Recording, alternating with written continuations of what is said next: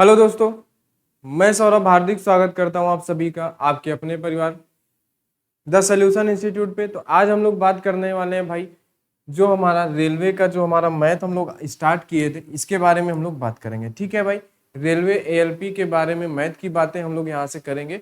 और ये हमारे पास सबसे पहली क्लास है। किसकी भाई? सबसे पहली क्लास है हमारे पास जो रेलवे एएलपी के लिए होगी। क्या है? रेलवे एएलपी की मैथ की हमारी पहली क्लास है और इस पे हम लोग देखने वाले हैं नंबर सिस्टम। क्या पढ़ने वाले हैं भाई? नंबर सिस्टम के बारे में हम लोग यहाँ पे चर्चा करेंगे और ये हमारे पास होगा पार्ट नंबर फर्स्ट। क्या होगा भाई? नंबर सिस्टम की हमारे पास पहली क्लास होगी और बैच की भी हमारे पास क्या है? पहली क्लास है। ठीक है भाई, तो चलिए, तो अभी तक क्या है भाई, हम लोग क्या करते थे, सभी लोग ने अभी तक नंबर सिस्टम पढ़ा होगा, है ना? कई जगह से पढ़ा होगा, कई तरीके से पढ़ा होगा। लेकिन अब हम लोग जो नंबर सिस्टम पढ़ेंगे उससे आपका हमेशा के लिए क्या हो जाएगा? टेंशन खत्म हो जाएगा। यानी बिल्कुल बेसिक्स, यानी कि एक तरह से आपको पता ही है, फाउंडेशन बैच हम लोगों ने लॉन्च किया है। तो अब से क्या है, क्लास हमारी यहाँ से स्टार्ट हो चुकी है। तो जो लोग भी वीडियो पे पहली बार आए, चैनल पे पहली बार आए, तो चैनल को सब्सक्राइब कर लें और बेल आइकन को ऑल पे सेट कर लें ताकि पर डे मैथ की क्लास का जो है आपको नोटिफिकेशन मिलता रहे। ठीक है भाई, तो चलिए आज की क्लास को हम लोग यहाँ से स्टार्ट करते हैं और एक अलग तरीके से हम लोग पढ़ने वाले हैं। क्या है? नंबर सिस्टम को हम लोग एक अलग तरीके से मैनेज करेंगे, जैसा कि आज हम लोग यहाँ पे देखते हैं। तो सबसे पहले बात कर लेते हैं कि भाई नंबर सिस्टम के अंदर होता क्या क्या है, हमें पढ़ना क्या है ना। और जो आज यहाँ से जो लोग नंबर सिस्टम पढ़ेंगे ना, तो उसमें से क्या है, 90% लोग ऐसे होंगे जिन्होंने कभी इस तरीके से नंबर सिस्टम नहीं पढ़ा होगा, है ना। तो सभी लोग ध्यान से और मन लगा के क्लास को देखेंगे। तो अगर हम लोग बात करें यहाँ पे होता क्या क्या है नंबर सिस्टम में, तो आपको यहाँ पे समझ में आ रहा होगा कि भाई सबसे पहले है हमारे पास क्लासिफिकेशन, यानी नंबर्स का वर्गीकरण। क्या? नंबर्स का वर्गीकरण। उसके बाद फिर हम लोग पढ़ेंगे यूनिट डिजिट यानी इकाई का अंक, फिर रिमाइंडर थ्योरम यानी शेषफल प्रमेय। ठीक है, फिर असेंडिंग ऑर्डर और डिसेंडिंग ऑर्डर यानी आरोही क्रम अवरोही क्रम। उसके बाद एपीजीपी, है ना, अर्थमेटिक प्रोग्रेशन और ज्योमेट्रिक प्रोग्रेशन हम लोग पढ़ेंगे। बार का कॉन्सेप्ट पढ़ेंगे, जो आप लोग बार जानते हो, है ना, नंबर्स के ऊपर इस तरीके से चिन्ह लगाया जाता है जिसे हम लोग बार बोलते हैं, बार हम लोग पढ़ेंगे। उसके बाद रूल्स ऑफ नंबर्स हम लोग पढ़ेंगे। क्या पढ़ेंगे भाई? रूल्स ऑफ नंबर्स पढ़ेंगे। उसके बाद नंबर ऑफ जीरोज। क्या पढ़ेंगे भाई? Number of zeros. और उसके बाद रूल्स ऑफ नंबर। और उसके बाद factors, divisibility rules, fraction, perfect square and perfect cube. उसके बाद क्या है? कोसेंट एंड डिविडेंड, भाजक, है ना, और भाज्य। उसके बाद क्या है? मिक्स क्वेश्चन, है ना। उसके बाद फिर इन सभी के मिक्स क्वेश्चन भी करेंगे। तो इतने सारे टॉपिक हम लोग नंबर सिस्टम के अंदर पढ़ने वाले हैं। तो कम से कम 15 से 20 क्लासें जो हैं आपको नंबर सिस्टम की मिलेंगी। कितनी? 15 से 20 या 25 क्लासें भी हो सकती है नंबर सिस्टम की। और आप यहाँ से अगर पढ़ोगे तो आप एसएससी का भी आप तैयार कर सकते हो और रेलवे भी तैयार कर सकते हो। ठीक है, कोई चीज नहीं, फाउंडेशन बैच है ना। और ये रेलवे के लिए यानी फाउंडेशन मैथ का आप किसी भी एग्जाम के लिए पढ़ सकते हो, है ना। इसका नाम है हमारा रेलवे फाउंडेशन बैच। ठीक है, तो चलिए आज की क्लास को हम लोग स्टार्ट करते हैं और आज हम लोग पढ़ेंगे क्लासिफिकेशन। क्या पढ़ेंगे? आज हम लोग यहाँ से पढ़ेंगे भाई क्लासिफिकेशन के बारे में। किसके बारे में? क्लासिफिकेशन। ठीक है, चलो तो क्लासिफिकेशन की बात करें तो ये रहा हमारे पास आज का जो है क्लासिफिकेशन हम लोग देखेंगे। तो सभी लोग क्लास में बिल्कुल, है ना, ध्यान से जुड़े रहेंगे, बिल्कुल मन से जो है क्लास को देखेंगे तो आपको भी क्या होगा? क्लास में मजा आएगा। ठीक है, अगर हम लोग बात करें नंबर सिस्टम यानी कि संख्या पद्धति, तो हम क्या पढ़ने वाले हैं आज? क्लासिफिकेशन, यानी किसका? नंबर का क्लासिफिकेशन। तो आज हम लोग देखेंगे यहां से नंबर का क्लासिफिकेशन। तो जो नंबर का क्लासिफिकेशन यानी जो नंबर का वर्गीकरण किया गया, तो किस आधार पे किया गया भाई? जो नंबर का हमारे पास वर्गीकरण किया गया वो हुआ 3 आधार पे। पहला हुआ हमारे पास वास्तविक संख्याएं। पहला क्या हुआ? वास्तविक संख्याएं। दूसरा हुआ हमारे पास काल्पनिक संख्याएं। और तीसरा हो गया हमारे पास क्या? मिश्रित संख्याएं। क्या हुआ? वास्तविक संख्याएं, काल्पनिक संख्याएं और क्या हुआ? मिश्रित संख्याएं। बात समझ गए? तो अब देखो हमें क्या है, काल्पनिक संख्याएं क्या होती हैं, ये हम लोग यहां से बात करते हैं। क्या कि काल्पनिक संख्याएं हमारे पास क्या होती हैं। ठीक है, चलो एक सेकेंड।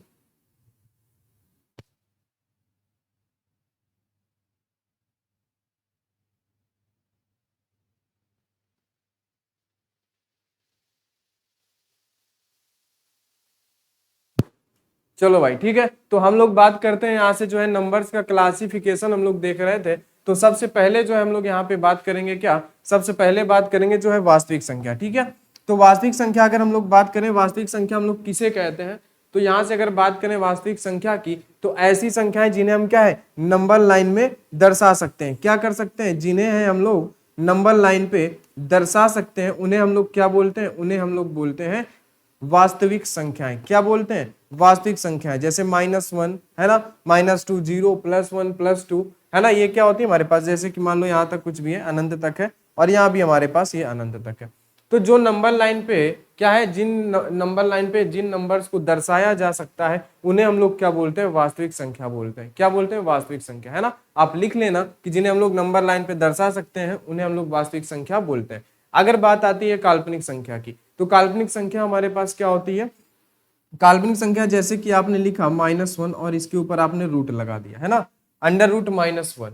तो ये क्या आप कभी यूज करते हो, नहीं करते हो ना, एक काल्पनिक नंबर है, क्या है, जिसे हम लोग क्या बोलते हैं भाई, आयोटा बोलते हैं, जिसे आप लोग क्या बोलते हो, आयोटा, है ना, जिसे हिंदी में भी क्या बोलते हैं, आयोटा बोलते हैं। ठीक है, बात समझ गए आप, क्या होता है आयोटा, ये एक काल्पनिक नंबर है। क्या है, काल्पनिक नंबर, यानी कि √-1 जो है ये हमारे पास क्या है, काल्पनिक नंबर है। ठीक है, जैसे जो है इसका कोई एक है ना, कोई ऐसा मान नहीं होता जिससे क्या है, मान तो हमारे पास होता है लेकिन ये जनरल लाइफ में हमारे यूज नहीं होते। क्या है, जनरल लाइफ में यूज नहीं होते कि भाई -√, ये कर दो वो कर दो, है ना। नंबर से जो यूज होते हैं जनरली होते तो ये भी एक तरह से काल्पनिक ही है, लेकिन ये क्या होते हैं, यूज किए जाते हैं जनरल लाइफ में, है ना। 1, 2, 3, 4 आप सभी लोग यूज करते हो, इसलिए इनको क्या बोलते हैं, वास्तविक संख्या। अगर मिक्स्ड नंबर की बात करें तो मिक्स्ड नंबर का मतलब क्या होता है कि जहां पे वास्तविक संख्या और ये आयोटा, यानी कहने का मतलब जो ये -1 है ना, तो ये दोनों नंबर जहां पे मिल जाते हैं, यानी वास्तविक संख्या और काल्पनिक संख्या जब मिल जाती है तो वो हमारे पास हो जाती है मिश्रित संख्या। क्या हो जाती है भाई, वो हमारे पास हो जाती है मिश्रित संख्या। तो अब हम लोग बात करते हैं, यहाँ से आपको समझ में आ गया, तीनों नंबर से आपको समझ में आ गए होंगे। वास्तविक संख्या किसे कहते हैं, जिन्हें हम लोग नंबर लाइन पे दर्शा सकते हैं उन्हें हम लोग बोलते हैं वास्तविक संख्या।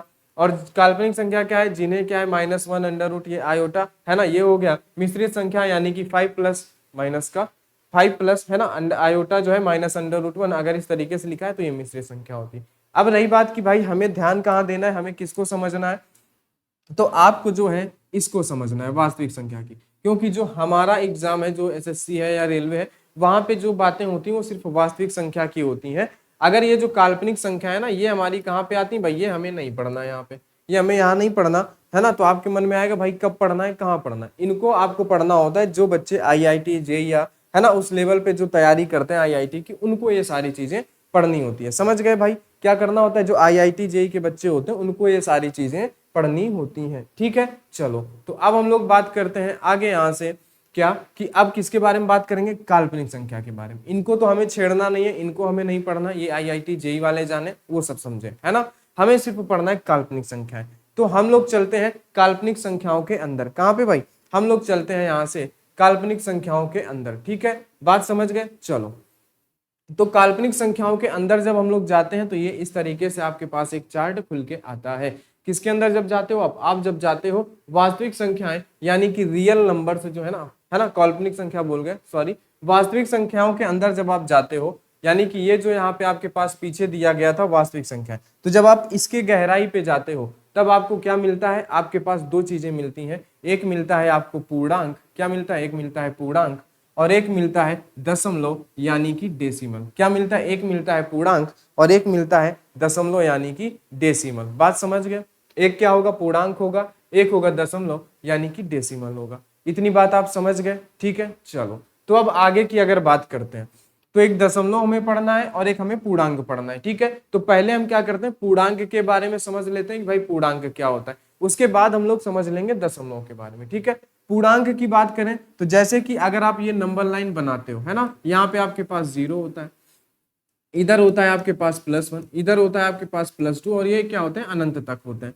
इधर होता है आपके पास -1, इधर होता है आपके पास -2 और ये भी क्या होता है, अनंत तक होता है। बात समझ गए, -1 -2 0 +1 +2, इतनी बात समझ में आ गई। तो इसमें क्या होता है, अब हम क्या बोलेंगे भाई कि इसमें जो आपके पास ये तो हमारा एक 0 हो गया, यानी कि ये जो पूर्णांक हमारे पास एक 0 है। अगर आप 0 के लेफ्ट देखते हो, यानी कि ये जो माइनस के होते हैं इन्हें हम लोग क्या बोलते हैं, ऋणात्मक पूर्णांक, है ना, यानी कि निगेटिव इंटीजर्स।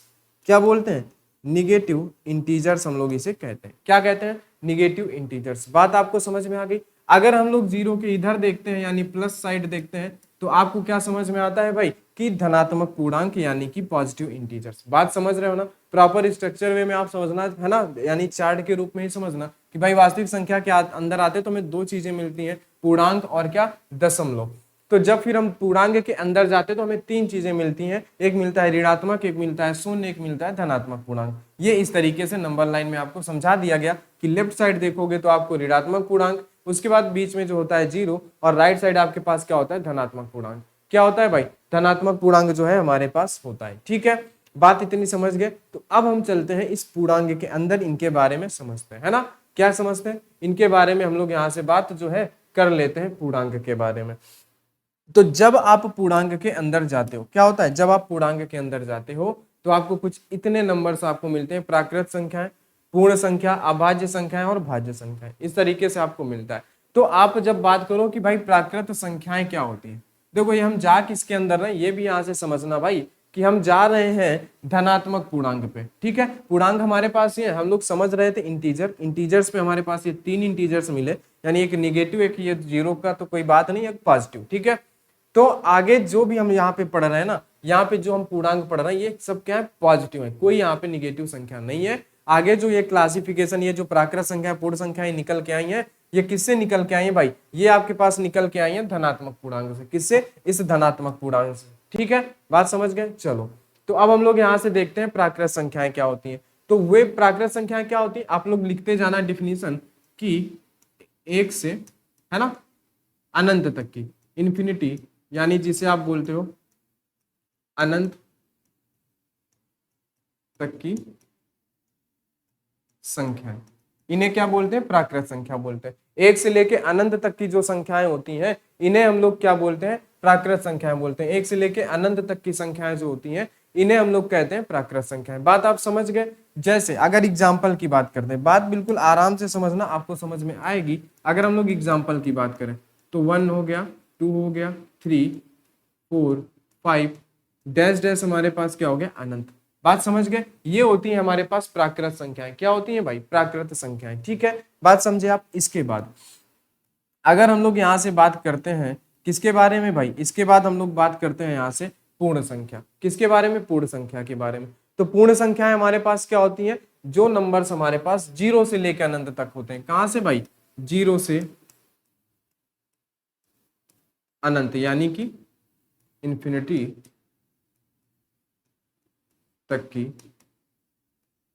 संख्याएं, जीरो से लेके अनंत तक की संख्याएं। बात समझ गए, इतनी बात आपको समझ में आ गई कि भाई जीरो से लेके अनंत तक। अगर आप एग्जाम्पल देखो, है ना, क्या है, अगर आप यहाँ पे एग्जाम्पल देखो तो कुछ नहीं, यही प्राकृत संख्या में जीरो ऐड कर दो, है ना। इस तरीके से आप क्या करो, यहाँ पे ये अनंत तक चला जाएगा, कोई दिक्कत। प्राकृत संख्याएं क्या होती है, एक से लेके अनंत तक। पूर्ण संख्याएं हमारे पास क्या होती है, जीरो से लेके हमारे पास अनंत तक। ठीक है, ये बात आपको समझ में आ गई, ये दोनों नंबर्स आपको क्लियर हो गए होंगे। अब बात करते हैं अभाज्य संख्या। अभाज्य संख्या क्या होती है, ये ऐसी संख्या होती है जो कि एक या फिर स्वयं से ही डिवाइड होती है। किससे, अभाज्य संख्याएं ऐसी संख्या है जो कि क्या होंगी, या तो एक से डिवाइड होंगी या तो फिर खुद से डिवाइड होंगे। यानी कि क्या होती है, ये संख्याएं,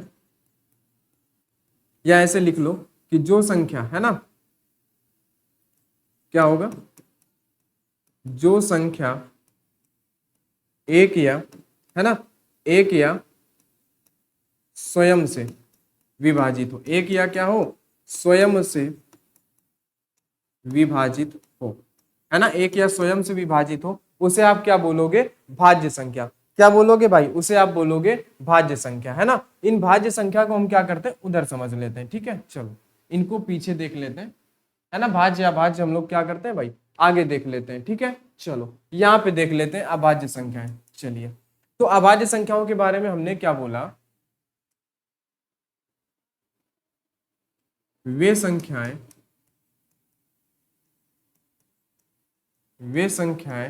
जो क्या होती हैं, जो क्या होती है, एक व स्वयं से, एक व स्वयं से विभाजित होती हैं। क्या होती हैं, एक व स्वयं से विभाजित होती हैं। बात समझ गए, वे संख्याएं जो एक या फिर किससे स्वयं से विभाजित होती हैं, उन्हें हम लोग क्या बोलते हैं, उन्हें हम लोग बोलते हैं अभाज्य संख्याएं।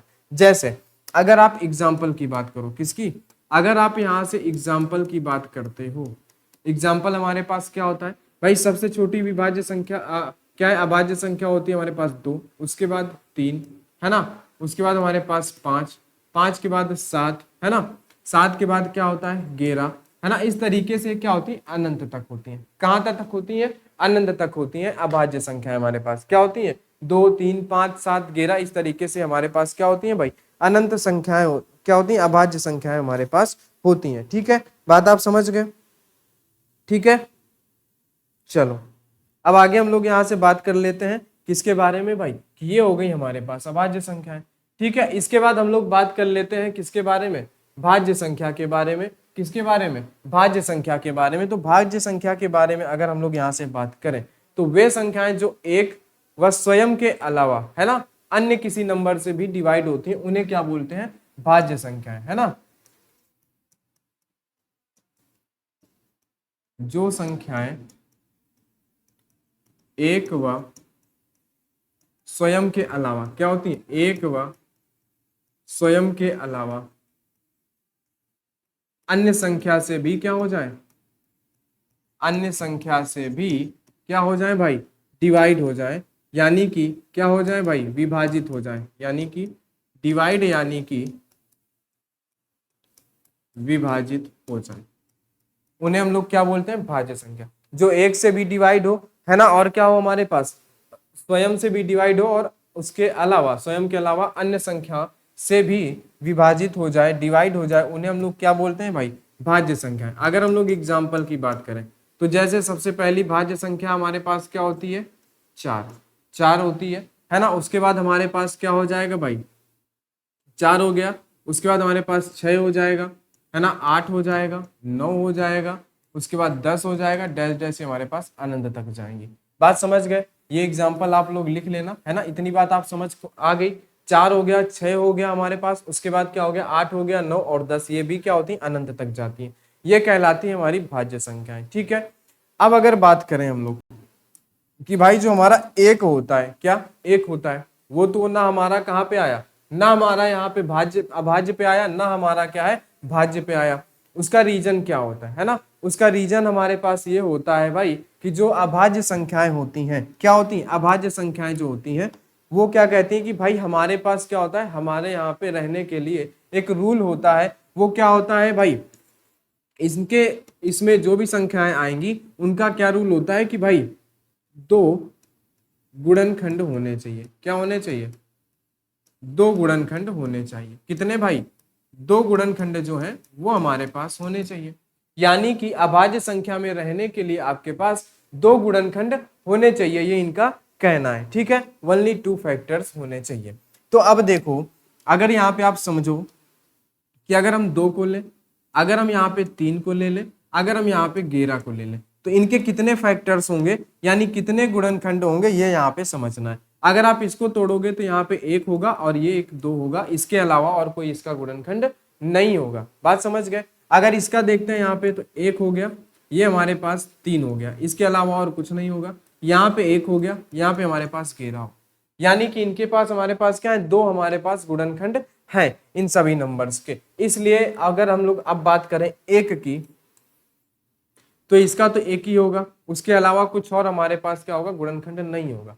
तो इसमें क्या इनका रूल तो है भाई 2 गुणनखंड होने चाहिए, इसके पास 2 नहीं है ना, इसलिए इसको नहीं रखा जाता है यहाँ पे। बात समझ गए, अब बात आपको समझ में आ गई होगी, तो यहाँ पे नोट करके लिख लेना। ठीक है, क्या लिख लोगे कि इसमें एक नहीं आता है ना, इसमें एक नहीं होता है या नहीं आता है, ये भी लिख लेना, इसमें एक नहीं होता है ना, एक नहीं होता है क्योंकि उसके 2 गुणनखंड नहीं होते। क्या नहीं होते भाई, उसके 2 गुणनखंड नहीं होते। बात समझ गए, क्योंकि उसके 2 गुणनखंड नहीं होते। इतनी बात आपको समझ में आ गई कि नहीं आ गई, यानी कहने का मतलब क्या है, इसमें एक नहीं होता है उसके, क्योंकि उसके 2 गुणनखंड नहीं होता है ना, यहाँ पे आप लिख लेना क्योंकि उसके 2 गुणनखंड नहीं होते। तो ये बात आप सभी को समझ में आ गई होगी। अब बात करते हैं थोड़ा सा हम लोग यहाँ पे आगे भाज्य संख्या के बारे में। किसके बारे में, भाज्य संख्या में भाई हमारा एक क्यों नहीं आता ये समझते हैं। तो इनका रूल क्या होता है, इनका भी एक अपना रूल है कि भाई हमारे साथ कौन रहेगा। इनका कहने का मतलब ये है कि भाई कम से कम क्या, कम से कम तीन, कितने भाई, कम से कम तीन गुणनखंड होने चाहिए। कितने होने चाहिए, कम से कम तीन गुणनखंड होने चाहिए। बात आप समझ गए, कितने गुणनखंड होने चाहिए, कम से कम यहाँ पे तीन गुणनखंड होने चाहिए। इतनी बात आप समझे। तो अब यहाँ पे देखो, यहाँ पे आप एक नंबर ले लो कोई भी, जैसे 4 ले लो, आप यहाँ पे 8 ले लो, कुछ भी ले लो, है ना। आप यहाँ पे अगर 9 ले लो, कुछ भी ले लो आप, ठीक है। अब देखो यहाँ पे अगर आप इसके गुणनखंड करोगे, एक हो जाएगा, एक तो यहाँ पे 2 हो जाएगा, एक ये खुद का 4 हो जाएगा, 3 हो गए।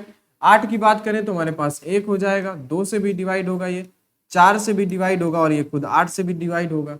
समझ गए। यहाँ पे तो 3 से ज्यादा हो गए गुणनखंड। तो यहाँ पे आप देखो क्या बोला है, कम से कम 3 होने चाहिए, ज्यादा से ज्यादा कुछ नहीं बोला, कितने भी हो, 3 से कम नहीं होने चाहिए, ठीक है। अब इसकी बात अगर करें तो हमारे पास 1 भी होगा, 3 भी होगा, है ना, और ये खुद 9 भी होगा। बात समझ गए, ठीक है। अगर हम लोग 12 की बात करें भाई, 12 जो आता है तो यहाँ पे 1 भी होगा, 2 भी होगा, 3 भी होगा, 4 भी होगा, है ना, उसके बाद 6 भी होगा, उसके बाद खुद का 12 भी होगा। इतने गुणनखंड होंगे। यानी इनका शर्त क्या है कि कम से कम आपके पास 3 गुणनखंड होने चाहिए, तो आप क्या करोगे, भाज्य संख्या पे रह लोगे, है ना। तो अब बात आती है हमारे पास एक की, किसकी बात आती है भाई, हमारे पास बात आती है एक की, कि भाई एक के कितने, तो इसका तो हमारे पास एक ही होता है, इससे ज्यादा तो कुछ हो नहीं सकता है इसका, है ना। तो आप यहां से ये समझ गए, आप यहां से नोट करके लिख लेना भाई, क्या लिख लोगे नोट करके, नोट करके ये लिख लेना कि एक जो होता है भाज्य संख्या में नहीं आता। एक क्या है, भाज्य संख्या में नहीं आता, है ना, क्योंकि इसके 3 गुणनखंड नहीं होते। क्या नहीं होते इसके, इसके 3 गुणनखंड नहीं होते, क्योंकि इसके 3 गुणनखंड नहीं होते हैं। बात समझ गए, क्योंकि इसके 3 गुणनखंड हमारे पास नहीं होते। तो अब समझ में आ गया कि एक हमारा यहाँ पे क्यों नहीं आता, ठीक है। इतनी बात आपको समझ में आ गई। तो अब चलते हैं थोड़ा सा आगे। आगे जब हम चलते हैं तो एक आता है हमारे पास सह अभाज्य संख्याएं। ये जो सह अभाज्य संख्याएं हैं, इनमें सभी लोग कंफ्यूज हुए ये होंगे कि भाई अभाज्य मतलब कि कोई अभाज्य संख्या होगी, है ना। लेकिन यहाँ पे ऐसा कुछ नहीं है, अभाज्य संख्या नहीं है। ये देखो सह अभाज्य संख्याएं जो होती है ना, ये हमेशा आपको पेयर में पाई जाती हैं। किसमें, पेयर में। और इनका नियम क्या होता है कि ये जो सह अभाज्य संख्याएं होती हैं, इनका एचसीएफ जो होता है हमेशा एक होता है। यानी अगर बोले तो कॉमन क्या होगा, एक होगा। यानी जो भी पेयर पे नंबर होंगे उनमें अगर कॉमन एक है तो वो क्या होगी, सह अभाज्य संख्या होगी। वो कैसे होगी ये हम लोग यहाँ पे देख लेते हैं, ठीक है, कि भाई वो हमारे पास कैसे होगी। अगर हम लोग यहाँ पे बात करें एग्जाम्पल की, है ना, तो एग्जाम्पल हमारे पास क्या है, जैसे हमने ले लिया 2 और 3, ये देखो एक पेयर में है यानी 2 है। अब अगर बात करो कि भाई सह अभाज्य कैसे हैं, क्योंकि अगर इनसे कॉमन आप निकालोगे ना, तो कॉमन जो होगा इनका आपका एचसीएफ आएगा, एक आएगा, या आप अगर कॉमन बोलो तो कॉमन भी क्या आएगा, एक आएगा। बात समझ गए। तो ऐसा नंबर क्या होता है, ये होता है हमारे पास को प्राइम नंबर। क्या होता है भाई, ये होता है हमारे पास को प्राइम नंबर। इतनी बात समझ गए। अगर यहीं पे हम ले लें 2 और 4, तो क्या ये को प्राइम नंबर है, नहीं। क्यों नहीं है, क्योंकि यहाँ पे जो है एचसीएफ हमारा एक नहीं होगा, एचसीएफ हमारा एक नहीं होगा। समझ गए। एचसीएफ हमारा यहाँ पे 2 हो जाएगा, क्योंकि यहाँ पे देखो इसके आप जब गुणनखंड करते हो तो ये 2 और ये 4 होते हैं। इसके गुणनखंड करते हो 1 होता है और ये 2 होता है।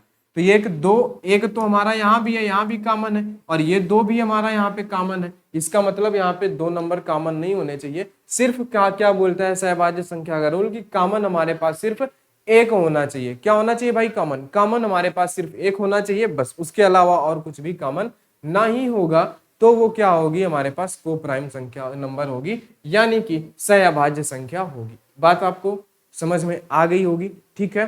तो आप इसको बढ़िया से नोट्स बना लो। और अब हम लोग चलते हैं दशमलव की तरफ। देखो हम लोगों ने स्टार्ट कहाँ से किया था भाई, हम लोगों ने स्टार्ट किया था कि वास्तविक संख्या में पूर्णांक में आए। पूर्णांक की हमने सारी चर्चा कर ली। अब बात आती है दशमलव की। पूर्णांक हमने सारे देख लिए, है ना। एक चीज यहाँ पे और देख लो, ठीक है, याद आ गई, अभाज्य संख्या, है ना। जैसे यहाँ पे कुछ पूछता है ठीक है, क्या पूछता है कि भाई हमसे ये पूछता है कि 1 से लेकर 50 तक कितनी अभाज्य संख्या है ना। यहाँ पे आप लिख लेना या आप देख रहे हो तो आपको समझ में आ जाएगा।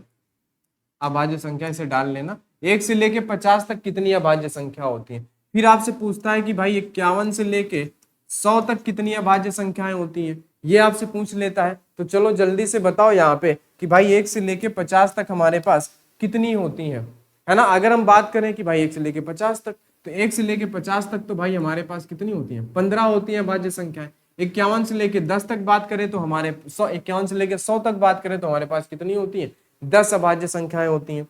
अगर यहीं पे अगर हम बात करते हैं क्या, अगर यहीं पे हम लोग बात करें 1 से लेके 100 तक, तो हमारे पास कितनी अभाज्य संख्याएं होंगी, तो आप इन्हीं को जोड़ दोगे कि भाई इतनी और ये हमारे पास कितनी हो जाएंगी, 25।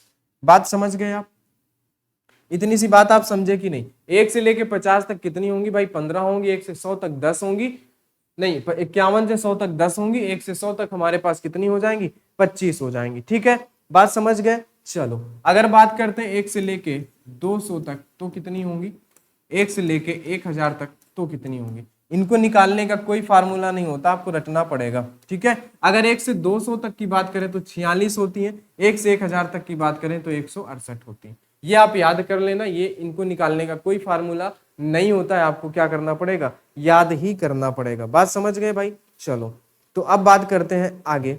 ठीक है, चलिए अब चलते हैं हम लोग आगे की तरफ। तो आगे हमारे पास क्या आएगा, ये हो गया हमारे पास सहभाज्य संख्याएं। इसके बाद आता है दशमलव। ठीक है, किसके बारे में, अब दशमलव के बारे में जानते हैं। पूर्णांक यानी जो था हमारे पास हमने सारा समझ लिया, अब आते हैं दशमलव पे। तो देखो दशमलव पे जैसे ही आप लोग आते हो तो यहाँ पे दो चीजें देखने को मिलती हैं, शांत दशमलव और क्या, अशांत दशमलव। तो शांत दशमलव का मतलब हमारे पास क्या होता है और अशांत का क्या होता है, ये समझते हैं।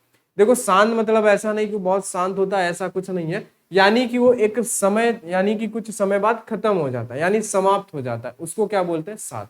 शांत जैसे आप 1/2 है ना, इसका आप भाग दोगे तो क्या आएगा, 0 पॉइंट लगाओगे, यहाँ पे 0 बढ़ाओगे और ये 5, यानी कि एक समय बाद ये क्या हो गया, समाप्त हो गया। तो ये क्या होता है, शांत दशमलव होता है। जैसे एग्जाम्पल आप ले लो 1/2 है ना, यहाँ पे लिख लो, जैसे कि आप एग्जाम्पल ले लो 1/2 यानी कि 0.5। ये क्या हुआ, ये कुछ समय बाद जाके समाप्त हो गया। बात समझ गए, क्या हो गया, समाप्त हो गया। अगर अशांत की बात करें यानी 1/3 अगर आप ले लोगे तो 0.333 और ये जाएगा अनंत तक, यानी कि ये क्या होता है, एक अशांत होता है। क्या होता है, अशांत, जो कभी नहीं रुकता है ना, ऐसा नहीं चिल्लाने वाला अशांत नहीं। क्या होता है कि जो कभी ना रुके वो क्या है, अशांत हो जाता है, अशांत दशमलव। जो एक समय बाद जाके रुक जाए वो होता है शांत दशमलव। इतनी सी बात आपको समझ में आ गई।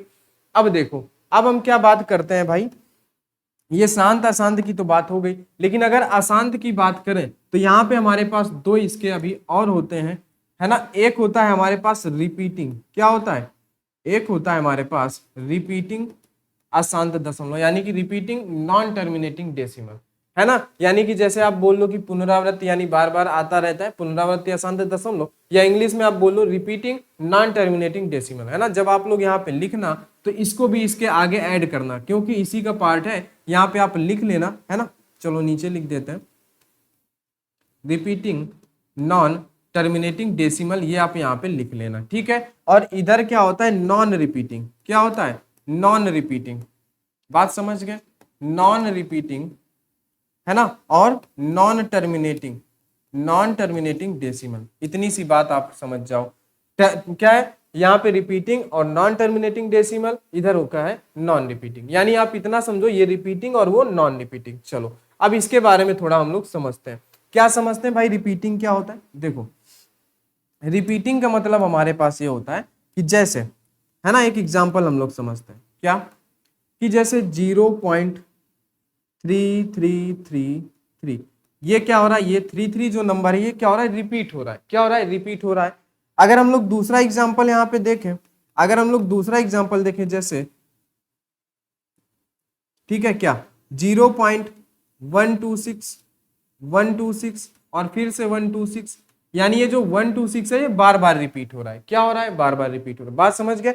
तो इस तरह का जो एक पैटर्न चलता है ना, उसे हम लोग क्या बोलते हैं, रिपीटिंग, है ना। तो आप एक तरह से ये बोल सकते हो रिपीटिंग को कि एक पैटर्न में चलते हैं। किस में चलते हैं? इनका एक खुद का पैटर्न होता है, यानी कि पैटर्न में चलते हैं। और ये पैटर्न कैसे डिसाइड होता है? यानी एक पेयर होगा, एक ऐसा उनका नियम होगा, उसी पे वो क्या कर रहे होंगे, एक पैटर्न पे वो बार बार रिपीट हो रहे हैं। जैसे यहाँ पे 3 3 है, ये 3 पे रिपीट हो रहा है, ये 1 2 6 पे बार बार रिपीट हो रहा है ना। ऐसे कुछ भी एग्जाम्पल हो सकता है।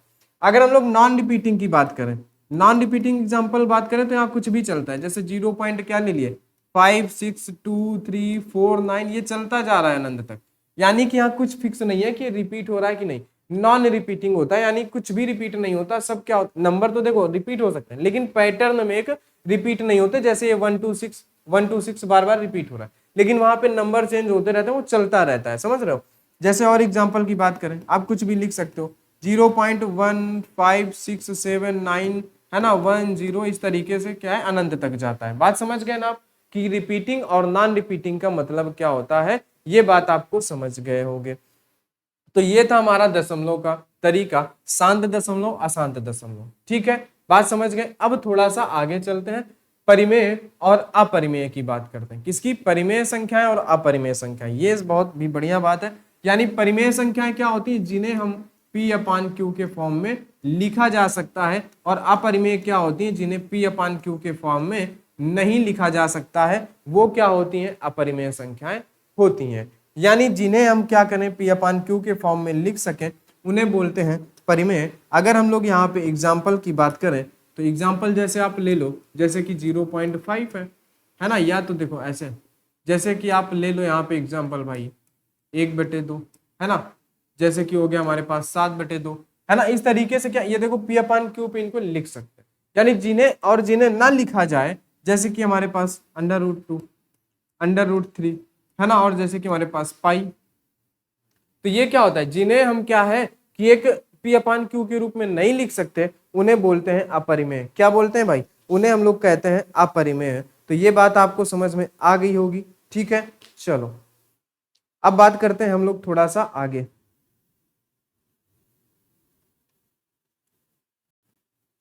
चलो, तो ये हो गया परिमेय अपरिमेय। अब देखो एक यहाँ पे कंफ्यूजन क्या होता है, उसको दूर कर लो।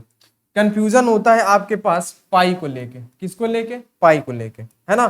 देखो पाई का मान क्या होता है, कितने लोग बता सकते हैं? पाई को हम कैसे कैसे लिखते हैं, कितने लोग हैं जो बता सकते हैं? ठीक है, जैसे यहाँ पे देखो पाई का हमारे पास एक मान होता है 3.1415। एक क्या होता है हमारे पास? 22/7। तो देखो ये जो 22/7 अगर लिखता है, अगर जैसे हम लोग यहाँ पे लिख देते हैं 22/7, तो ये परिमेय संख्या थी। क्या थी? परिमेय संख्या। क्योंकि हम इसको लिख पा रहे हैं 22/7 में। किसमें? 22/7 में लिख पा रहे हैं। अब कहने मतलब ये नहीं कि ऐसा कह दो कि भाई पाई है, नहीं। इसके जो 22/1 संख्या है, हम इसकी बात कर रहे हैं, पाई के मान की नहीं। अगर क्या बोलेगा, अगर इसको बोलता है तो ये तो एक अपरिमेय संख्या होगी। लेकिन ये हमारे पास क्या था कि एक इन्होंने कुछ अप्रोक्सीमेट यानी कि एक एग्जैक्ट वैल्यू दे दी पाई की 22/7, है ना। कुछ वैज्ञानिकों ने क्या किया कि भाई ये दिया 3.1415, तो इनको इसके 22/7 के लगभग कुछ वैज्ञानिकों ने इसको दे दिया कि भाई 22/7 आप इसको बोल सकते हो। तो यानी अगर आपके पास 22/7 कहीं लिखा है ना, और वहां पे पाई का जिक्र नहीं है, तो आप उसको परिमेय संख्या बोलोगे। ठीक है, 22/7 को आप परिमेय संख्या बोलोगे, क्योंकि उन्होंने एक मान दिया उसको। लेकिन अगर ये जो पॉइंट में है तो इसको आप क्या बोलोगे? इसको आप बोलोगे अपरिमेय। क्या बोलोगे? इसको आप बोलोगे अपरिमेय। बात समझ गए? क्या बोलोगे आप इसको बोलोगे अपरिमेय पाई। ठीक है, या फिर अगर देता है यहाँ पे 3.1415, तो इसको भी आप बोलोगे अपरिमेय।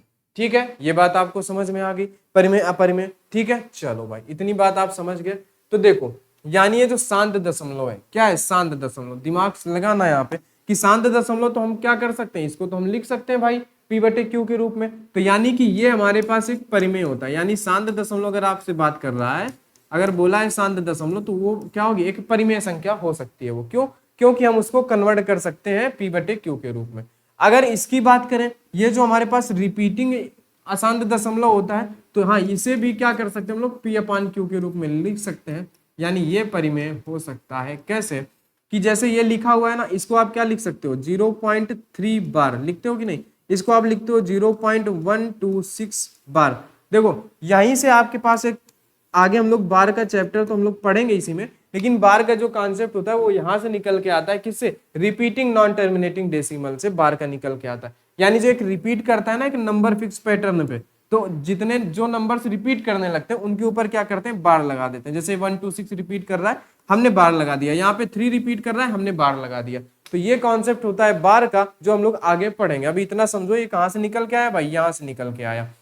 तो इनको हम क्या कर सकते हैं? पी अपान क्यू के रूप में लिख सकते हैं, लेकिन इसको नहीं लिख सकते हम पी अपान क्यू के रूप में। इसको क्या है? इसको जो है नहीं लिख सकते। ये क्या होती है? एक अपरिमेय संख्या होती है, अपरिमेय। क्योंकि इसको आप कैसे लिखोगे, है ना? इसको नहीं लिख सकते। यहाँ तो आपको पता है कि भाई बार लगा दिए, 3 अंक तक हम काम चला लेंगे, परिमेय जो है इसको कर लेंगे। लेकिन ये जो नॉन रिपीटिंग है इसको आप नहीं कर सकते हो। Non repeating non terminating decimal को आप नहीं कन्वर्ट कर सकते हो किस पे? परिमेय संख्या पे। बात आप समझ गए भाई? तो ये बात थी हमारे पास किसके बारे में? ये बात थी हमारे पास भाई किसके बारे में? आप समझ गए होंगे कि भाई हमारे पास क्या था, जो हमारे पास यहाँ पे था आज क्लासिफिकेशन, यानी नंबर्स का वर्गीकरण। क्या था जो हमने आज पहली क्लास देखी? यहाँ पे ये जो आपको पहली क्लास यहाँ पे दिख रही है ना, तो ये थी हमारी पास क्लास फर्स्ट, और इसका पार्ट नंबर ये हमारे पास फर्स्ट था नंबर सिस्टम का। जिसमें आप लोगों ने क्या देखा भाई? जिसमें आप लोगों ने समझा कि भाई हम इसके अंदर पढ़ने क्या वाले हैं। और आज का जो टॉपिक था हमारे पास वो था क्या? कि वो था हमारे पास क्लासिफिकेशन, यानी कि जिसे हम लोग क्या बोलते हैं? वर्गीकरण। और आज जो है हम लोगों ने वर्गीकरण का चैप्टर जो हमने समाप्त कर लिया है। कल हम लोग स्टार्ट करेंगे यूनिट डिजिट। क्या स्टार्ट करेंगे भाई? Unit digit. तो ये था हमारे पास वर्गीकरण, जिसे हम लोगों ने सभी ने समझ लिया है भाई। ठीक है, तो चलो, तो जिन्हें भी ये क्लास अच्छी लगी है तो भाई कमेंट करके जरूर बताना, और वीडियो को लाइक जो है जरूर कर देना भाई। ठीक है, और चैनल को भी सब्सक्राइब कर लेना। तो आपको इसी तरीके से, है ना, आपको पर डे क्लास यहाँ पे मिलती रहेगी नंबर सिस्टम की, है ना। हम लोग बिल्कुल आराम से पढ़ने वाले हैं, हमारे पास टाइम अच्छा खासा है। ठीक है, तो सभी लोग जुड़ जाएंगे और सभी लोग प्रॉपर बढ़िया से रजिस्टर बना लेंगे, और हम यहाँ पे कम से कम 100-150 क्वेश्चन करेंगे कॉन्सेप्ट के साथ साथ, है ना। ये फाउंडेशन बैच है, प्रैक्टिस वाला नहीं है। यहाँ पे आपको कॉन्सेप्ट ही सिखाया जाएगा। मेन टारगेट क्या है? कॉन्सेप्ट का। लेकिन मैथ में क्या होता है? कुछ सीमित कॉन्सेप्ट होते हैं, उसके बाद फिर हम प्रैक्टिस करते हैं, तो कॉन्सेप्ट क्या होता है? क्लियर हो जाए। ठीक है, तो बात समझ गए भाई? तो चलिए दोस्त, आज की क्लास में इतना ही। मिलते हैं हम लोग नेक्स्ट क्लास में। तब तक के लिए सभी को बहुत बहुत धन्यवाद।